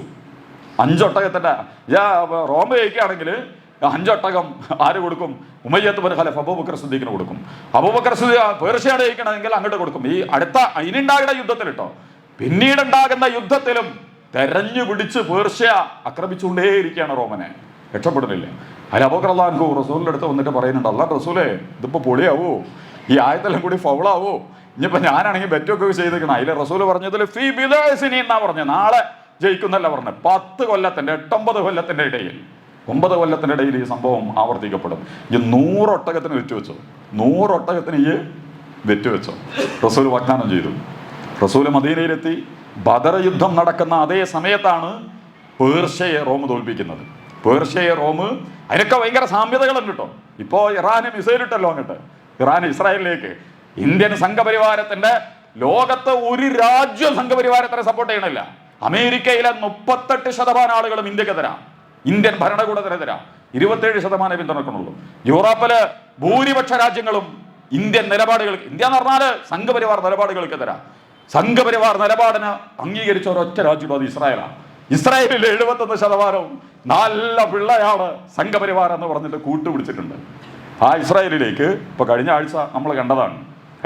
ഇന്ന് വരെ അടുത്ത കാലത്തൊന്നും അതിൻ്റെ ഉള്ളിലേക്ക് ഒരാൾ മിസൈൽ ഇട്ടില്ല. പണ്ട് സദ്ദാം ഹുസൈൻ അയച്ചിരുന്നു മറ്റേ യുദ്ധം കുവൈത്ത് പ്രശ്നം ഉണ്ടായിരുന്ന സമയത്ത് സ്കഡ് മിസൈല്. അതല്ലാതെ ഒരു അന്യ രാജ്യം ഇസ്രായേൽ ഉണ്ടായതിനു ശേഷം അന്ന് യുദ്ധതന്ത്രത്തിന്റെ ഭാഗമായിട്ട് സദ്ദാം ഇട്ടതല്ലാതെ, സദ്ദാമിന് അതിൽ ഇഖ്ലാസ് അല്ലായിരുന്നു, വേറെ കാര്യത്തിന് മുമ്പ് ഇട്ടതാണ്. അതുകൊണ്ട് അത് പൊളിഞ്ഞ് പോലീസായിട്ട് പോവുകയാണ് ചെയ്തത്. അതിന് തിരിച്ചടിച്ചില്ല ഇസ്രായേൽ, കാരണം അത് വേറെ രാഷ്ട്രീയം ഉണ്ടായിരുന്നു അതിന്. അതേസമയം അതല്ലാതെ ഒരാൾ ഇട്ടിട്ടില്ല. ഇപ്പൊ ഇറാൻ ഇട്ടു. അതിനെക്കുറിച്ചൊക്കെ രാഷ്ട്രീയ രംഗത്ത് ഭയങ്കര വിശകലനങ്ങൾ വരുന്നുണ്ട്. ഇറാന്റെ പരിധിയിൽ ഇസ്രായേൽ വന്നു കഴിഞ്ഞിരിക്കുന്നു എന്ന് പറഞ്ഞാൽ ഇസ്രായേലിനെ ആക്രമിക്കാൻ പറ്റുന്ന ദീർഘദൂര മിസൈലുകൾ 2000 കിലോമീറ്റർ 1800 കിലോമീറ്റർ ഒക്കെ അയക്കാൻ കഴിയുന്ന ഇതൊരു എന്താ പറയാ ട്രയലാണ്. ഇത് ട്രയലോട്ടാണ്. ഇന്നലെ മറ്റേ ഡബിൾ ഡെക്കർ AC ട്രയലോട്ടം പറളി പാലക്കാട് ജംഗ്ഷനിലൊക്കെ നടത്തിയതുപോലെ ഇറാൻ ഇത് അറിയില്ലല്ലോ, ഇത് വിട്ടാ പോവോ, ഇത് വിട്ടാൽ എത്തോ. അപ്പോ എന്തോ ഗതികേട് കൊണ്ട് ഇസ്രായേൽ ഇറാന്റെ ഉത്തരവാദിത്തപ്പെട്ട കേന്ദ്രങ്ങളിലേക്ക് നടത്തിയതിന്റെ മറുപടിയായി. അതുകൊണ്ട് ഇസ്രായേലിന് ഒന്നും പറയാനുമില്ല ലോക മീഡിയയില്. യുണൈറ്റഡ് നേഷൻ അടക്കം ഇറാൻ ചെയ്തത് തെറ്റാണെന്ന് ആരും പറയണില്ല. കാരണം കോൺസുലേറ്റുകൾ, അംബാസഡർമാരുടെ വീട് ആക്രമിക്കുക എന്ന് പറയുന്നത് ആ രാജ്യത്തിനെയും അതിന്റെ പരമാധികാരത്തിനെയും അംഗീകരിക്കാത്തതിന് തുല്യമാണ് എന്നാണ് ലോകം. അങ്ങനെ ചെയ്താൽ അതിന് പകരം വിട്ടാം. അത് പണ്ടും ഇന്നും ഒക്കെ ചരിത്രത്തിൽ അങ്ങനെയാണ്. ഒരു ദൂതനെ, ആ ദൂതന്മാർ താമസിക്കുന്ന പ്രദേശത്തെ, നമ്മുടെ ഒരു ചർച്ചയൊക്കെ പോയി, ഹുദൈബിയ സന്ധിയുടെ ചർച്ച ഉണ്ട്. അള്ളാഹുവിന്റെ റസൂല് ഉംറക്ക് പോയി അവസാനം പോലെ യുദ്ധത്തിനാ വന്നതെന്ന് ശത്രുക്കളെ പ്രചരിപ്പിച്ചു. ഉസ്മാൻ ഇബ്നു അഫ്ഫാൻ റളിയല്ലാഹു അൻഹു അങ്ങോട്ട് പറഞ്ഞയക്കുന്നുണ്ട് മക്കക്കാരോട് വർത്തമാനം പറയാൻ വേണ്ടിയിട്ട്. പക്ഷേ വരുന്നു കാണില്ല, തിരിച്ചു വരുന്നില്ല ഉസ്മാൻ ഇബ്നു അഫ്ഫാൻ. അപ്പോഴേക്ക് മുസ്ലിങ്ങൾക്കിടയിൽ പ്രചരണം നടന്നു, ഉസ്മാൻ ഇബ്നു അഫ്ഫാൻ റളിയല്ലാഹു അൻഹു അവരെ കൊന്നു കളഞ്ഞിരിക്കുന്നു. അതിലാണ് സൂറത്തുൽ ഫതഹ്, ഇന്നാ ഫതഹ്നാ ലക ഫതഹൻ മുബീന, ആ സൂറത്തിൽ അതിന്റെ വിശദീകരണം ഉണ്ട്. അപ്പൊ തന്നെ റസൂല് സഹാബത്തിനെ വിളിച്ചു കൂട്ടി. 1500ഓളം സഹാബികളുണ്ട്. യുദ്ധത്തിന് ഒരുങ്ങി വന്നതേ അല്ല അവര്. ഉസ്മാൻ റളിയല്ലാഹു അൻഹു അവരെ വധിച്ചിട്ടുണ്ടെങ്കിൽ രക്തത്തിന് പകരം ചോദിച്ചാൽ നമ്മൾ ഇവിടെ മടങ്ങും. കാരണം ദൂതനെ കൊല്ലുക എന്ന് പറയുന്നത് നമ്മളെ കൊല്ലുന്നതിന് തുല്യമാണ്. അന്ന് മുതൽ ലോക ചരിത്രത്തിലെ എല്ലാ ഡിപ്ലോമാറ്റിക് സംവിധാനങ്ങളും വളരെ പ്രധാനപ്പെട്ട. അതുകൊണ്ട് തന്നെ ഇറാന്റെ കോൺസുലേറ്റ് ആക്രമിച്ചതിനെ എല്ലാവരും അന്യായമായിട്ടാണ് കണ്ടുള്ളത്. അതും കൂടി കിട്ടിയപ്പോൾ ഇറാൻ ശരിക്ക് ഡ്രോണുകളും മിസൈലുകളൊക്കെ വിട്ടിട്ട് പരീക്ഷിച്ചു ഇസ്രായേലിനെ. ഇപ്പം നമുക്കൊരാശ്വാസം ഉണ്ട്. എന്താ പറയുക, ഇസ്രായേലിന് ഇപ്പോൾ പിടിപ്പത് പടയാണ്. അവിടെ തന്നെ മൂക്കൊലിപ്പും വയറ്റും നോക്കും ചൊറി പിടിക്കലും ഒക്കെ ആയത്. അതുകൊണ്ട് ഇന്ത്യൻ ഇലക്ഷനിലൊന്നും മൂപ്പര അല്ലെങ്കിൽ ഇടപെടും. VVPAT ഒക്കെ മൂപ്പരുടെ നിയന്ത്രണത്തിലാണുള്ളത്. ഇലക്ഷൻ എന്ന് പറഞ്ഞാൽ ഇലക്ട്രോണിക് ഉപകരണങ്ങളും VVPAT പഗാസസും ഒക്കെ ഇസ്രായേലിന്റെ സാധനമാണ്. ഇസ്രായേലിന് ഇപ്പോ സ്വന്തം രാജ്യത്തന്നെ പിടിപ്പത് പണിയുള്ളത് കൊണ്ട് ഇന്ത്യയിൽ നടക്കുന്ന ഈ ഇലക്ഷനിൽ വേണ്ടത്ര ഗൗരവത്തോടു കൂടി ഇടപെടാൻ പറ്റാത്തവണ്ണം ഇസ്രായേലിന്റെ രഹസ്യാന്വേഷണ സംവിധാനങ്ങളും സ്വന്തത്തെ സംരക്ഷിച്ച് നിലനിർത്തേണ്ട ഗതികേടില്ല. അതുകൊണ്ട് ഇപ്പൊ സംഘപരിവാരത്തിന് അത് എനിക്കൊന്നും അതൊരു ഒരു നല്ല പോയാൻ ഇസ്രായേലിന് ഇങ്ങനെ ഒരു പണി ഇപ്പൊ കിട്ടിയത് നല്ല അന്തരീക്ഷമാണ്. അതുകൊണ്ട് ഇസ്രായേൽ ഇപ്പൊ എന്ത് ചെയ്യണം എന്നുള്ളത് ആലോചിച്ചുകൊണ്ടിരിക്കുകയാണ്. അപ്പം ഞാൻ പറഞ്ഞത് അതും സംഭവിച്ചു. ഇപ്പൊ 10 കൊല്ലത്തിനുള്ളിൽ ഇത് നടക്കും. അങ്ങനെ ആ യുദ്ധം നടന്നു. ഇത് ഇല്ല ഇങ്ങോട്ട് അല്ലാഹു പറയാ ലില്ലാഹിൽ അംറു മിൻ ഖബ്ല വ മിൻ ബഅദ്. അന്ന് റോമ തോറ്റതും പിന്നെ പേർഷ്യ ജയിച്ചതും പിന്നെ റോമ ജയിക്കണതും ഒക്കെ അള്ളാന്റെ തീരുമാനത്തിന്റെ ഭാഗം തന്നെയാണ്. വലില്ലാഹിൽ അംറു ലില്ലാഹിൽ അംറു മിൻ ഖബ്ല വ മിൻ ബഅദ്. മുമ്പത്തതും ഇനി ഉണ്ടാകുന്നതും ഒക്കെ അള്ളാഹുകൊണ്ട് കാര്യങ്ങൾ നടത്തിക്കൊണ്ടിരിക്കുന്നത്. നിങ്ങൾ വെറുതെ കിടന്നിട്ട് എന്താ വേണ്ട, അസ്വസ്ഥപ്പെട്ട് ആശങ്കപ്പെട്ട് എന്ത് എങ്ങനെ എവിടെ എപ്പോ ആര് അനിശ്ചിതത്വങ്ങളും ആശങ്കകളും ഉണ്ടാകണ്ടല്ല. അല്ല ചരിത്രത്തിന്റെ ഗതി മാറ്റും, ലോകത്തിന്റെ ഗതി മാറ്റും, രാഷ്ട്രങ്ങളുടെ ഗതി മാറ്റും, വ്യക്തികളുടെ ഗതി മാറ്റും. നമ്മളൊക്കെ തന്നെ ജീവിതത്തിൽ വ്യത്യസ്തമായ രംഗത്ത് നമ്മൾ പ്രതീക്ഷിക്കാത്ത ടേണിംഗ് പോയിന്റുകൾ ഒരു രാജ്യത്തിനെ സംബന്ധിച്ചിടത്തോളം അതുണ്ടാകും. ചിലപ്പോൾ 2024 ഈ ഇലക്ഷൻ എന്ന് പറയുന്നത് വീണ്ടും ഇന്ത്യയിലെ വലിയൊരു ടേണിംഗ് പോയിന്റ് ആയിട്ട് മാറാൻ സാധ്യതയുള്ള സ്വഭാവത്തിലേക്ക് വികസിക്കണം എന്നാണ് എൻ്റെ നിങ്ങളുടെയൊക്കെ പ്രാർത്ഥന. വയൗമ ഇത് യഫ്റഹുൽ മുഅ്മിനൂൻ. അന്ന് മുഅ്മിനുകൾക്ക് സന്തോഷമാവും റോമ ജയിക്കുമ്പോൾ. പിന്നെ നമ്മൾ പറഞ്ഞല്ലോ ബദർ യുദ്ധം നടക്കുന്ന സമയത്താണ്, അതേ സമയത്ത് തന്നെയാണ്, അതേ കാലത്താണ് പേർഷ്യയെ റോം വെള്ളം കുടിപ്പിക്കണത്, റോം ജയിക്കണത്. ഇങ്ങനെയൊക്കെ കുറെ സംഭവങ്ങളുണ്ട്. രണ്ടാമത്തെ ഘട്ടത്തിൽ മക്കം ഫതഹ് നടന്ന ഘട്ടത്തിൽ തന്നെയാണ് റോം വീണ്ടും കയറി പേർഷ്യയെ ആക്രമിച്ച് കീഴ്പ്പെടുത്തുന്ന പേർഷ്യയുടെ പ്രദേശങ്ങളൊക്കെ. എന്തോ ഒരു ബന്ധം യൂറോപ്പിന് ഇസ്ലാം വീട്ട് അള്ള കൊടുക്കാൻ ശ്രമിച്ചിട്ടുണ്ടോ എന്ന് ഈ സൂറത്ത് വായിക്കുമ്പോൾ നമുക്ക് തോന്നും. ചരിത്ര സംഭവങ്ങളെ അങ്ങനെയൊക്കെ വായിക്കുമ്പോൾ തോന്നും. എന്നിട്ട് അള്ള പറയാം യൻസുറു ബിനസ്രില്ല. ഇതൊക്കെ സംഭവിക്കണം അള്ളാന്റെ സഹായം കൊണ്ടാണ്. യൻസുറു മൻ യശാ, അവൻ ഉദ്ദേശിക്കുന്നവരെ അള്ള സഹായിക്കും. വഹുവൽ അസീസുർ റഹീം, അള്ളാഹു പ്രതാപവാനും കാരുണ്യവാനുമാകുന്നു. അതുകൊണ്ട് നമ്മുടെ രാജ്യത്തെ ഈ ഇലക്ഷനിലും വേറെ ചില കാര്യങ്ങളും കൂടി ശ്രദ്ധപ്പെടുത്തണം എന്നരുത്. അതിലേക്ക് ആരിപ്പോൾ കടന്ന് പോണില്ല. യഥാർത്ഥത്തിൽ ഈ ഇലക്ഷനിലും വലിയ പ്രതീക്ഷകൾ, ഏകപക്ഷീയമായിട്ട് ഇവർ ജയിക്കും, 400 പിടിക്കും എന്നൊക്കെ പറഞ്ഞെടുത്തുനിന്ന് അന്തരീക്ഷമൊക്കെ മാറിയിട്ടുണ്ട് എന്നുള്ളതാണ് രാഷ്ട്രീയ മീമാംസകന്മാരൊക്കെ പറഞ്ഞുകൊണ്ടിരിക്കുന്നത്. വല്ലാതെ പൊളച്ചവർ വമ്പിച്ച ആത്മവിശ്വാസം പ്രകടിപ്പിച്ച ഘട്ടത്തിലൊക്കെ എന്ത് ചെയ്തിട്ടുണ്ട്, അവർ പൊട്ടിപ്പോയിട്ടുണ്ട്. ഇന്ദിരാഗാന്ധി പൊട്ടിയിട്ടുണ്ട്, രാജീവ് ഗാന്ധി പൊട്ടിയിട്ടുണ്ട്, BJP അടൽ ബിഹാരി വാജ്പേയി തിളങ്ങുന്ന ഇന്ത്യ, നിങ്ങൾക്ക് ഓർമ്മ ഉണ്ടോന്നറിയില്ല, ഇന്ത്യ തിളങ്ങാണ് എന്നൊക്കെ പറഞ്ഞിട്ട് ആകെ ഇങ്ങനെ പൊങ്കല് കെട്ടി നമ്മളങ്ങനെ അണിയിച്ചൊരുക്കി ഇതാ കിടക്കണമെന്ന് പറഞ്ഞു. അതിനാണ് UPA പിന്നെ 10 കൊല്ലം ഭരിച്ചത്. UPA എങ്ങനെ ഭയങ്കരമായിട്ട് നിൽക്കുമ്പോഴാണ് പിന്നെ അടുത്ത 10 കൊല്ലം ഇവർ വരുന്നത്. അതുകൊണ്ട് ഇവഖുലില്ലാഹു മമാലിക്കുൽ മുൽക്ക്, അള്ളാഹുവാണ് അധികാരം കൊടുക്കുന്നവൻ. തൻസഉൽ മുൽക, അത് ഊരിയെടുക്കുന്നവനും അള്ളാഹു തന്നെയാണ്. തുഇസ്സു മൻ തശാഉ, ചിലരെ അള്ളാഹു ഭയങ്കര പ്രൗഢിയിലൊക്കെ ഉയർത്തും. വതുദില്ലു മൻ തശാഉ, ചിലരെ അള്ളാഹു ഇടിച്ച് നിന്ദ്യരാക്കും. തുഖ്രിജുൽ ഹയ്യ, ജീവൻ എടുക്കുന്നതും വയുഹ്യിൽ മൗത, ജീവൻ നൽകും, മരിച്ചവരെ ജീവിപ്പിക്കുന്നവനും അള്ളാഹുവാണ്. അപ്പോൾ ഇതൊക്കെ അള്ളാഹ് പറയണത് എന്തിനാന്ന് വെച്ചാൽ അള്ളാഹ്ക്ക് ഒരു അജണ്ട ഉണ്ട്. ഭൂമിയിൽ എന്ത് നടക്കണം എന്നുള്ള കാര്യത്തിൽ, ഇന്ത്യയിൽ എന്ത് നടക്കണം എന്നുള്ള കാര്യത്തിൽ ഇതൊക്കെ അള്ളാഹിന്റെ നിലപാട് നടപടിക്രമങ്ങൾ കൂടിയുണ്ട്. അതിലേക്ക് എന്ത് ചെയ്യണം, ആ അള്ളാഹുവിന്റെ നടപടിക്രമത്തിലേക്ക് എത്താൻ കഴിയുന്ന രീതിയിലുള്ള വിശുദ്ധിയും മൂല്യങ്ങളും നന്മയും പ്രാർത്ഥനകളും നിലപാടുകളുമായി നമ്മൾ കൂടി എത്തിയാൽ പിന്നെ അള്ളാഹു കൊണ്ട് ഓപ്പൺ ചെയ്യും, എല്ലാ വഴികളും ഓപ്പൺ ചെയ്തു തരും. ഈ ആയത്തെ വെച്ചപ്പോൾ എനിക്ക് തോന്നി 10 കൊല്ലം ഇന്ത്യയിലും ആയിട്ടുണ്ട്. സംഘപരിവാരത്തിന് തൽക്കാലം ഒന്ന് ചെക്ക് പറയാനുള്ള കാലാവധി ഇന്ത്യയെ സംബന്ധിച്ചിടത്തോളം എത്തിക്കഴിഞ്ഞിട്ടുണ്ട്. അങ്ങനെയാണെങ്കിൽ ഇന്ത്യയിൽ പുതിയൊരു ചരിത്രത്തിൻ്റെ വഴി തുറക്കും. ഇന്ത്യയായിട്ട് നിലനിൽക്കും. അതല്ല വരുന്നത് സംഘപരിവാർ തന്നെയാണെങ്കിൽ നമുക്ക് മുസ്ലിങ്ങൾക്കല്ല പ്രശ്നം. ഞാൻ പലപ്പോഴും പറഞ്ഞിട്ടുണ്ട്, ഇന്ത്യയിലെ പൊതുസമൂഹത്തിൻ്റെ ചരിത്രത്തിലെ ഏറ്റവും അപകടകരമായ ഒരു സംവിധാനത്തിലേക്ക് ഈ രാജ്യം അതിഭീകരമായി കാലെടുത്ത് വെക്കുന്നതിൻ്റെ പര്യായമായിട്ടത് മാറും. അതുകൊണ്ട് എനിക്ക് നിങ്ങളോട് പറയാനുള്ളത്, ഇന്ന് മുതൽ അടുത്ത വോട്ടിൻ്റെ ദിവസം വരെ ശരിക്കും പ്രാർത്ഥിക്കുക. നിങ്ങൾ സുന്നത്തൊക്കെ നിസ്കരിച്ച് രാത്രി നിങ്ങളെന്താ റമദാനൊക്കെ നിസ്കരിച്ചിട്ടില്ലേ? നിങ്ങൾ വെറുതെ പോയിട്ട് വോട്ട് മാത്രം കുത്തിയാലൊന്നും നടക്കൂല. അള്ളാഹ് ശരിക്കും പറയുന്നുണ്ട്, ഫദക്കിർ ബിൽ ഖുർആനി, ഖുർആൻ വെച്ചിട്ട് കാര്യങ്ങൾ നിങ്ങൾ പറയും. മയ്യഖാഫു വഈദ്, അത് പേടിയില്ലോനോട്. എന്നിട്ട് പറയണത് വഇദ്ബാറ സുജൂദ്, നിങ്ങൾ പിന്നീട് റമളാൻ സുജൂദുകൾ കൊണ്ട് നിങ്ങൾ നടക്ക്. വമിനൽ ലൈലി ഫസബ്ബിഹു, രാത്രിയിൽ നിങ്ങൾ ധാരാളമായിട്ട് സുബ്ഹാനല്ലാഹ് പറയും, തക്ബീർ പറയും, തഹ്മീദ് പറയും. എന്നിട്ട് നിങ്ങൾ സുജൂദുകളിൽ വീഴൂ. സുജൂദിൽ വീണിട്ട് ആത്മവിശ്വാസത്തോടെ അള്ളാഹിനോട് പറയണം, അല്ലാഹുവേ ഈ നെറികെട്ട സംവിധാനത്തെ, ഈ വർഗീയ വംശീയ ജാതീയ മനുഷ്യത്വ വിരുദ്ധ കപട ക്രൗര്യ കള്ള സംവിധാനങ്ങളെ നീ തകർക്കണം. ഇന്ന് അള്ളാഹിനോട് മനസ്സൊഴിഞ്ഞ് പ്രാർത്ഥിക്കുക. എന്നിട്ട് പോയിട്ട് വോട്ട് ചെയ്താൽ ചിലപ്പോൾ എന്താവും, അള്ളാഹ്ക്ക് തോന്നിയിട്ടുണ്ട്, കാര്യവും കാരണമൊക്കെ ഒത്തു തോന്നിയിട്ടുണ്ട് എന്ന് തോന്നിയാൽ ചിലപ്പോൾ സംഗതികൾ നടക്കും. അള്ളാഹുവിൽ വിശ്വസിച്ചും ഭൗതികമായ കാര്യകാരണ ബന്ധങ്ങളെ യോജിപ്പിച്ചുമൊക്കെ എന്ത് ചെയ്യണം, നിലപാടുകൾ സ്വീകരിക്കാൻ ഞാൻ നിങ്ങളൊക്കെ ശ്രമിക്കുക. അള്ളാഹു ഉത്തമമായ പരിണതികൾ നൽകി നമ്മുടെ രാജ്യത്തെ അനുഗ്രഹിക്കുമാറാകട്ടെ. ഒരിക്കൽ കൂടി നമ്മൾ നേരത്തെ പറഞ്ഞ കാര്യത്തിൽ തന്നെ വോട്ടും രാഷ്ട്രീയം എല്ലാവരെ കൊണ്ടും വോട്ട് ചെയ്യിക്കണം. വെള്ളിയാഴ്ച വെച്ചതുപോലും നമ്മളെ കാശ്മീർ പോലെ 317 പോലെ ഏക സിവിൽ കോഡ് പോലെ മുസ്ലിം സമുദായത്തെ വെള്ളം കുടിപ്പിക്കാൻ അത്രയും മനുഷ്യത്വ വിരുദ്ധമാണ് ഈ പ്രസ്ഥാനം. അല്ലെങ്കിൽ കേരളത്തെ പോലത്തെ ഒരു പ്രദേശത്തൊക്കെ വെള്ളിയാഴ്ച എത്ര ഉദ്യോഗസ്ഥന്മാരും എത്ര ആളുകളും എത്ര പ്രധാനപ്പെട്ടതാണ് ഈ ദിവസം മുസ്ലിങ്ങൾക്ക്. ഇതൊന്നും അവ പരിഗണിക്കാത്ത, അത് നമ്മളെ തോൽപ്പിക്കാനാണ്. ഒന്ന് ഉദ്യോഗസ്ഥന്മാരെ ശ്വാസം മുട്ടിക്കാൻ, നമ്മൾ പോയി വോട്ട് ചെയ്യാതിരിക്കാൻ, ജുമായിൽ കുടുങ്ങിയിട്ട് എന്ത് ചെയ്താലും വോട്ട് ചെയ്യണം. വോട്ട് ചെയ്യുന്നതിൽ ഒരു ഉദാസീനതയും വരുത്തരുത്. ഇവിടെ ഇപ്പോൾ മത്സരമൊന്നുമില്ല. നിങ്ങൾ ചെയ്യേണ്ടത് എവിടെയാണോ അവിടെ നിങ്ങൾ കൊണ്ടുപോയിട്ട് ചെയ്യണം. വോട്ട് ചെയ്യണം. അത് വളരെ പ്രധാനപ്പെട്ട പ്രവർത്തനമായിട്ട് നമ്മൾ കാണണം. ചെയ്യിക്കേണ്ടവരെയൊക്കെ വോട്ട് ചെയ്യിക്കണം. സംഘപരിവാരത്തിനെതിരെ വിജയിക്കാൻ സാധ്യതയുള്ള കേന്ദ്രതലത്തിൽ അതിനൊക്കെ എല്ലാ നിലക്കും പിന്തുണയും പിൻബലവും ഒക്കെ കൊടുക്കാൻ പറ്റുന്ന ആളുകളെ പറഞ്ഞയക്കണം എന്നൊക്കെ തീരുമാനിച്ചിട്ട് നല്ല നിലക്ക് എല്ലാവരും വോട്ട് ചെയ്യിക്കണം. അത് ജുമ മുടക്കരുത്.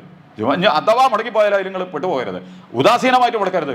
ജുമയും കിട്ടണം, വോട്ടും കിട്ടണം. വോട്ട് കിട്ടിയപ്പോൾ ജുമ അല്ല, ജുമ കിട്ടിയപ്പോൾ വോട്ടില്ല. രണ്ടും കൂടി കാര്യം അങ്ങനെയൊക്കെ ആയി പോയാലും പ്രശ്നമൊന്നുമില്ല. പക്ഷെ ഇന്നിപ്പോൾ ഏതായാലും ജുമയ്ക്കൊന്നും ഉണ്ടായില്ല. ഇന്നിപ്പോൾ ഇലക്ഷൻ അല്ലേ, ഇന്നിപ്പോൾ നമുക്ക് ജുമയ്ക്ക് പോകണ്ട, അങ്ങനെ വെക്കാം. രണ്ടാമത് ഇന്നിപ്പോൾ ഏതായാലും നമ്മുടെ ഭയങ്കര മുത്തക്കയാണ്, നമ്മൾ ജുമയ്ക്ക് പോകുന്ന ആൾക്കാർ, നമ്മൾ വോട്ടൊന്നും ചെയ്യേണ്ട കാര്യമില്ല.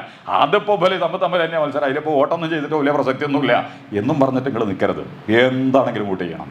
ഈ സമുദായത്തിന്റെ വോട്ടുകളെ നഷ്ടപ്പെടുത്താനും ശിഥിലീകരിക്കാനും വേറെ ഒരു VVPAT ഈ വെള്ളിയാഴ്ചയിലടക്കം ഇത് വെച്ചിട്ടുള്ളത്. കേസും ആവരാതി പറഞ്ഞിട്ട് ഇലക്ഷൻ കമ്മീഷൻ മുതൽ ഒരുത്തനും അത് കേട്ടിട്ടില്ല. കാരണം ആ കമ്മീഷനിൽ രണ്ടും സംഘപരിവാരമാണ്. അവരെ കൊടുത്ത ആളുകളാണ് അവിടെ ഇരിക്കുന്നത്. പിന്നെന്താ നടക്കാൻ പോണത്?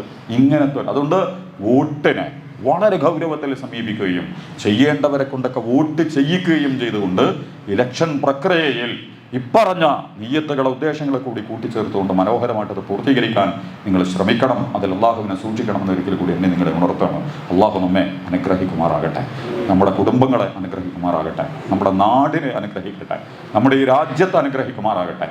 സമാധാനവും സാഹോദര്യവും സുരക്ഷിതത്വമൊക്കെ നൽകുന്ന ഭരണകൂടങ്ങളെ നൽകി ഈ നാടിനെ അള്ളാഹു അനുഗ്രഹിക്കുമാറാകട്ടെ. അള്ളാഹു ഈ നാട്ടിന് ഏറ്റവും അനുയോജ്യരായവരെ നൽകി ഈ നാടിനോടും ഈ മനുഷ്യരോടും നീ കരുണ കാണിക്കുമാറാകണമേ തമ്പുരാനെ. അള്ളാഹുവേ, വളരെ മനോഹരമായ രീതിയിൽ കാര്യങ്ങളെ തിരിച്ചറിയാനും അതനുസരിച്ച് നിലപാടുകൾ സ്വീകരിക്കാനുമുള്ള അറിവും കഴിവും തുറവികളും നൽകി നീ ഞങ്ങളെ അനുഗ്രഹിക്കുമാറാകണമേ തമ്പുരാനെ. രാഷ്ട്രീയ പ്രവർത്തനങ്ങൾ മുതൽ എല്ലാ കാര്യത്തിലും ധാരാളം വീഴ്ചകൾ സംഭവിച്ചിട്ടുള്ള ആളുകളാണ് ഞങ്ങളൊക്കെ. ഞങ്ങളുടെ തെറ്റുകളും കുറ്റങ്ങളും ഒക്കെ ഞങ്ങളോട് പൊറുക്കുകയും ഏറ്റവും ശരിയായ ജീവിതവുമായി മുന്നോട്ട് പോകാൻ നീ ഞങ്ങളെ തുണക്കണേ തമ്പുരാനെ. ഞങ്ങൾ തെറ്റുകൾ പൊറുക്കണേ തമ്പുരാനെ. ഞങ്ങളുടെ കുറ്റങ്ങൾ മാപ്പാക്കി തരണേ തമ്പുരാനെ. നീ ഞങ്ങളോട് കരുണ കാണിക്കുമാറാകണമേ തമ്പുരാനെ. ഞങ്ങളുടെ വീട്ടിൽ ഞങ്ങളുടെ ഇണകളുണ്ട്, കുട്ടികളുണ്ട്, അവരെ നീ അനുഗ്രഹിക്കണേ നാഥ. ഞങ്ങളുടെ പ്രിയപ്പെട്ട ഉമ്മമാര്, ഉപ്പമാര്, ഉസ്താദുമാര്, സഹപ്രവർത്തകര്, അവരോടും നീ കരുണ കാണിക്കുമാറാകണമേ തമ്പുരാനെ. രോഗത്തിലും സാമ്പത്തിക കുടുംബ ആരോഗ്യ പ്രശ്നങ്ങളിലൊക്കെ ബുദ്ധിമുട്ടുന്ന ധാരാളം ആളുകൾ ഞങ്ങളുടെ കൂട്ടത്തിലുണ്ട്. അവർക്കൊക്കെ ആശ്വാസവും സമാധാനവും നൽകി നീ അവരെ തുണക്കണേ തമ്പുരാനെ. അവർക്ക് നീ ആഫിയത്തും സലാമത്തും ശിഫയും റാഹത്തും നൽകി അനുഗ്രഹിക്കുമാറാകണമേ തമ്പുരാനെ.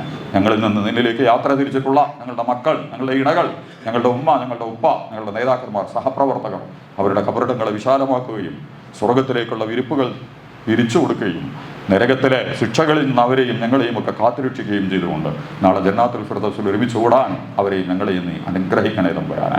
അങ്ങകല ഗസയിൽ ഇപ്പോഴും പരീക്ഷണമാണ്. ഇസ്രായേൽ അതിലെല്ലാ ദേഷ്യവും തീർത്തുകൊണ്ടിരിക്കുന്നത് ഗസയിലാണ്. ഇന്നലെ അടക്കം കുട്ടികളെയും മക്കളെയൊക്കെ അൽഷിഫ ആശുപത്രിയിൽ നിന്ന് 400ഓളം മയ്യത്തുകളാണ് കുഴിച്ചെടുത്തിടുന്നത് അവരുടെ കുട്ടികളെയും സ്ത്രീകളുടെയൊക്കെ. മനുഷ്യനെ കൊന്നിട്ട് കുഴിച്ചിട്ട് ഒരു പോയിരിക്കുകയാണ്. ഇത്രയും ക്രൂരവും മനുഷ്യത്വ വിരുദ്ധമായ നിലപാടുകൾ സ്വീകരിച്ച ആ സംഘത്തെ നീ നിന്ദിക്കുകയും പരാജയപ്പെടുത്തുകയും നിസ്സഹായരാക്കുകയും ചെയ്യുമാറാകണമേ തമ്പുരാനെ. ഗസ്സയെ നീ അനുഗ്രഹിക്കണേ തമ്പുരാനെ. അതിൻ്റെ പോരാളികളോട് നീ കരുണ കാണിക്കണേ തമ്പുരാനെ. ധൈര്യവും സ്ഥൈര്യവും ആവേശവും സ്ഥിരതയും നൽകി അവരെ നീ ശക്തിപ്പെടുത്തുമാറാകണമേ തമ്പുരാനെ. ലോകഘടനയിലും മനുഷ്യത്വത്തിന് അഭിമാനിക്കാൻ കഴിയുന്ന ഒരു ലോക ചേരി, മനുഷ്യത്വത്തെ പാലൂട്ടി വളർത്തുന്ന ഒരു സംഘത്തെ ലോകഘടനയിൽ വളർന്നു വരാൻ അല്ലാഹുവേ നീ ഞങ്ങളെയും ലോകഘടനയിൽ മുസ്ലിം ഉമ്മത്തിന് നേതൃത്വം നൽകുന്നവരെയും ഒക്കെ നീ സഹായിക്കുമാറാകണമേ തമ്പുരാനെ. അല്ലാഹുമ്മ റഹ്മനാ യാ അർഹമർ റഹീമീൻ. اللهم اغفر للمؤمنين والمؤمنات والمسلمين والمسلمات الأحياء منهم والأموات إنك مجيب الدعوات يا قاضي الحاجات. اللهم ربنا آتنا في الدنيا حسنة وفي الآخرة حسنة وقنا عذاب النار. اللهم أجرنا من النار. اللهم أجرنا من النار. اللهم أجرنا من النار. ربنا تقبل منا دعاءنا إنك أنت السميع العليم وتب علينا إنك أنت التواب الرحيم واغفر لنا يا غافر المذنبين. آمين آمين برحمتك يا أرحم الراحمين. وآخر دعوانا الحمد لله وصلى الله على محمد صلى الله عليه وسلم.